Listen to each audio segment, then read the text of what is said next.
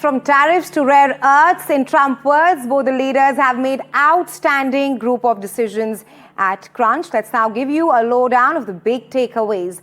Number one, overall, of course, the first is the overall tariff cuts.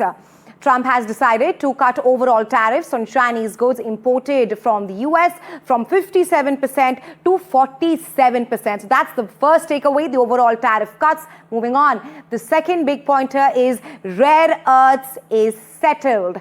Both the parties reached a breakthrough on rare earth deal, which was a major point of contention between them. Trump said that they reached a one-year extendable agreement on China's supply of crucial rare earths and that there's no roadblock at all on rare earths. Thirdly, US has slashed fentanyl tariffs on China. In a major takeaway from the meeting, Trump has agreed to cut fentanyl tariffs on China from 20% to 10% effective immediately. Then Trump has also announced his China visit. He said that he will be visiting China soon. That's after the meeting. The US president told reporters on Air Force One that he will be visiting China next year in April and that the Chinese president, Xi Jinping, will come to the US after that. Another issue that featured was, of course, discussions on Ukraine as the war is still raging on. Both the leaders discussed the situation in Ukraine during their meeting, and Trump said that both the leaders are going to work together to resolve this very issue. However, a slew of issues were discussed, but there was no feature, no talk about Taiwan. Both the leaders did not discuss this very sensitive issue, and Trump said that Taiwan never came up. So these were the big takeaways from the high-stakes Trump-Xi meet. And to decode this further, my colleague Aditya is now joining me live. Aditya, your thoughts and observations on this high-stakes Trump-Xi meet, with Trump clearly rating it a 12 on a scale of 1 to 10. What stood out for you?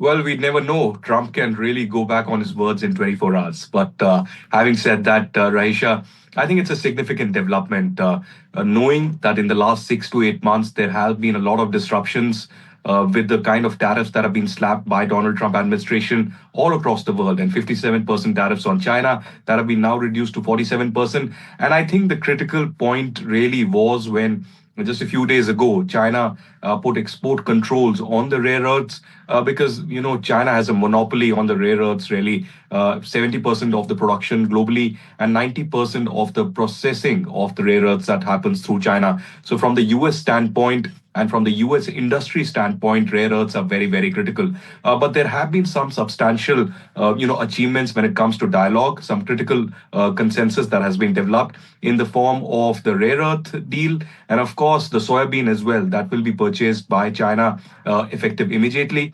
And there could be some significant announcement in the days ahead as well as the negotiations continue. But we also heard about the bonhomie between these leaders. The introductory remarks were reflective of the fact of how both leaders appreciated each other. And there is some kind of a bonhomie that has been seen.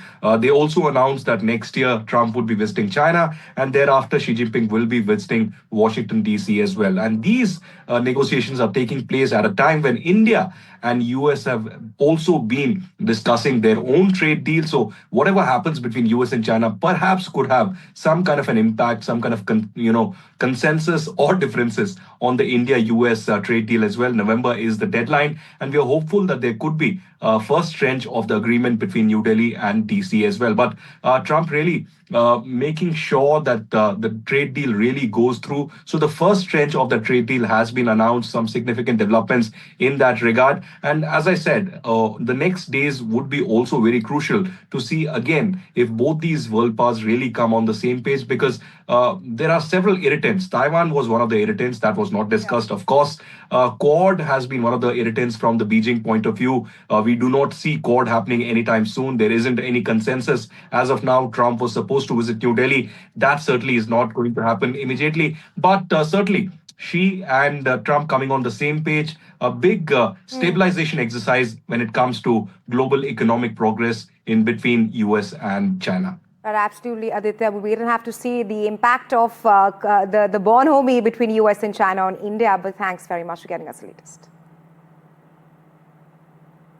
All right, let's now tell you more about what Trump-Xi meet means. Now, of course, this was the top-level dialogue after a long freeze. This was, of course, the first meet in Trump's second term. Now, and also a potential reset in US-China ties. The key focus of this meeting this time around, the first in 6 years, was trade, Taiwan, tech, and other kind of tensions. Of course, the issue of Taiwan did not come on the stage there. Trump also claimed good chemistry with the Chinese President Xi Jinping. Trump hopes to reopen channels with Beijing. Now, let's also tell you how China views this meeting. China sees opportunity to counter Biden line and also strong signal to global markets and allies. So this is what it means of the high-stakes Trump-Xi meet. For more on this, Laura Westbrook, our correspondent, NDTV World correspondent, is now joining me live from Guangzhou in South Korea. Welcome, welcome, Laura. First up, of course, the big takeaways from this in-person meeting between Trump and Xi. Well, following the meeting, US President Donald Trump said he thought it was an amazing meeting and a lot of decisions were made. Now, on the issue of fentanyl, he said Chinese President Xi Jinping had agreed to take stronger action to stop the flow of precursor chemicals for making the drug fentanyl. In response, the United States would reduce to 10% from 20% the fentanyl-related tariffs that the US had imposed on China earlier this year. That means tariffs imposed on Chinese imports would be cut to 47% from 57%. Now, some of the other takeaways are Chinese soybean purchases will start again, and Trump will be going to China in April. On Ukraine, Trump said that the two leaders talked about it for a long time and that both leaders were going to work together to get the war with Russia and Ukraine solved. Right, Laura, while you've given us a lowdown of the major takeaways, your thoughts on how significant is this move for US-China ties? Are we right now actually seeing a start of a real thaw? Well, Donald Trump said on a scale from 0 to 10, with 10 being the best, the meeting was a 12. So he is very positive about this meeting. He said the relationship is very important. So a lot of positivity coming out of the US side. China has yet to release details about the talks. But as they sat down to begin talks, President Xi told Trump that it was normal for the world's two leading economies to have frictions now and then. Laura, my last question to you. After the meeting, Trump did say that the two countries will have a trade deal pretty soon, in Trump's words. What are the major stumbling blocks there? Well, the fate of TikTok was not mentioned to transfer it to US ownership. President Trump said that there was discussions with President Xi. They were talking a lot about chips, but they did not talk about Blackwell's NVIDIA's most advanced AI chips. America has long blocked the sale of advanced semiconductors to China. But when Trump was asked about when a trade deal could be signed, he replied he thought it would be pretty soon. And he also said that the two sides did not have too many major stumbling blocks left. All right, Laura, thanks for joining us and getting us the latest. All right, let's also now tell you about Trump's flip-flop when it comes to China. Now, Trump has called the Chinese President Xi Jinping a very good friend. And of course, no mention of China virus or trade war. Not just that, Trump also said that Xi wants to make a deal. Trump has downplayed past tariff threats, softer tone on Taiwan, and he's of course said that he aims for peace. Now, this time around, Trump has pitched himself as a deal maker, not a hawk. He has also said that China respected him more than Biden.